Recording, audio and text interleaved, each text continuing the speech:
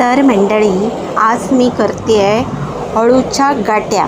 अळूच्या गाट्या म्हणजे अळू हे सध्या आपल्याकडे भरपूर उपलब्ध आहे. पाऊस पडतो आहे त्यामुळे अळू आला आहे आणि हे साधं अळू आहे, म्हणजे अळूवडीचं वगैरे अळू नाही आहे. तर म्हणजे जे काळं अळू असतं ते पांढरं नाही, पांढरं अळू असतं ते रान अळू असतं. तर हे काळं अळू आहे. तर मी काय केलेलं, अळू काढून आणलेलं.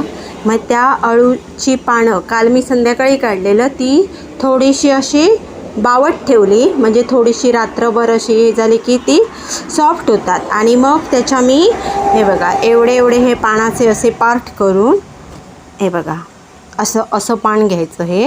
ह्या पानाचं पार्ट करून मी त्याच्या ह्या गाट्या ओढून घेतल्या आहेत.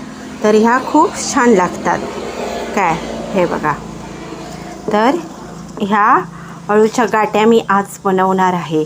तर मी आता काय करते, थोडंसं पाणी ठेवून एक 5 ते 7 मिनटं ह्या थोड्याशा उकळून घेते, कारण ह्याला खाज असते, ती थोडीशी कमी होईल. तर मी थोडंसं पाण्यात ह्या उकळून घेते. तर हे बघा, हे पाणी ठेवलं आहे तापत. मग त्या पाण्यामध्ये घालून ह्या मी एक 7-8 मिनटं उकळून घेते. जर त्या आपण घट्ट बांधल्या नाही तर हे बघा ह्या अशा सुटतात त्या, म्हणून त्या काय करायच्या, घट्ट अशा बांधायच्या. तर ह्याच्यामध्ये मी थोडंसं मीठ घालते आणि हे एक 7-8 मिनटं उकळून घेते. तर मंडळी, हे बघा ह्या आपल्या गाट्या ज्या आहेत ते हे करून एक 7-8 मिनटं झालेली आहेत. तर आता मी हे काय करते, हे मी ह्याच्यामध्ये त्याचं पाणी काढून, तर हे बघा, तर मी काय केलं आहे, त्या गाट्यांमधलं जे पाणी आहे ते मी काढून घेतलं आहे, कारण ते खाजरं पाणी असतं. तर ह्या गाट्या बनवायला फार काही साहित्य लागत नाही. तर त्याच्यासाठी हे मी मीठ घेतलं आहे, मीठ थोडंसं मी टाकलेलं आहे. हे लाल तिखट, हळद आणि हिंग घेतला आहे. थोडीशी साखर घेतली आहे. हा लसूण ठेचून घ्यायचा आणि कोकम मात्र आवश्यक घालायचं. आणि हे ओलं खोबरं, ह्याच्यात कांदा वगैरे घालायची गरज नाही. तर मी काय करते, लसूण ठेचून घेते. तर हे कढईमध्ये मी तेल तापत ठेवलं आहे आणि त्याच्यामध्ये हा ठेचलेला लसूण घालते.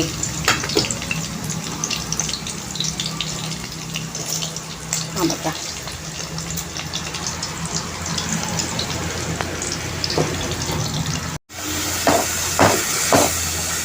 तर हे मीठ, हळद, हिंग, साखर वगैरे सगळं आपलं घालून झालेलं आहे. त्याच्यावर या गाट्या घातल्या आहेत आणि हे कोकम टाकायचे. कोकम मात्र भरपूर टाकायचे आणि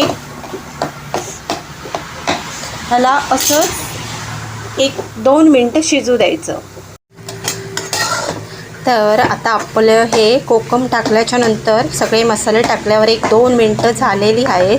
तर मी आता काय करते, त्याच्यामध्ये हे ओलं खोबरं टाकून घेते आणि हलक्या हाताने हे करायचं, नाहीतर त्या तुटतात. तर आता अजून मी एक अर्धा मिनिट ह्याला शिजून घेते. तर हे बघा, ह्या आता आपल्या गाट्या झालेल्या आहेत. पण ह्या अशा चमच्याने हलवायच्या नाहीत, म्हणजे काय होतं, त्या तुटतात, नाजूक असतात अशा हाताने आपण त्याला टर्न करायचं. हे बघा, ह्या आता आपल्या ह्या गाट्या तयार झालेल्या आहेत. तर आता मी एक अर्धा मिनिटात गॅस बंद करते. तर अशा प्रकारे आपल्या ह्या अळूच्या गाट्या तयार झाल्या आहेत. तर हे अळूच्या गाट्या मला एका आजीने वळून दिलेल्या. तर ह्या अतिशय पौष्टिक पण असतं. अळू आपण त्याचे खूप प्रकार करतो. अळूवडीचं अळू वेगळं असतं, परत अळूची भाजी करतो आपण, पातळ भाजी. आणि आपल्याकडे गणपतीला आमच्याकडे जे ऋषी पंचमी असते त्यावेळी हे अळू तर आवर्जून केलं जातं. मग त्याच्या ह्या गाट्या मी आज बनवल्या. तर ह्या खूप पौष्टिक असतात. सध्या अळू अवेलेबल आहे किंवा ह्या गाट्यासुद्धा मार्केटमध्ये बनवून मिळतात. तर तुम्हीसुद्धा अशा प्रकारे नक्कीच करा. त्या खूप छान चपातीबरोबर, भाकरीबरोबर खूप छान लागतात. तर तुम्हीसुद्धा नक्कीच ह्या करून बघा.